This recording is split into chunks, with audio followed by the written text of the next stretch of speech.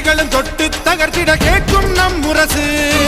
கோடிக்கரங்களும் நீரை விட்டன, கொள்கை விதைகளும் வேரை விட்டன. நாளை தாய்க்குலம் நம்மை வாழ்த்திட பூக்கும் நல்லரசு.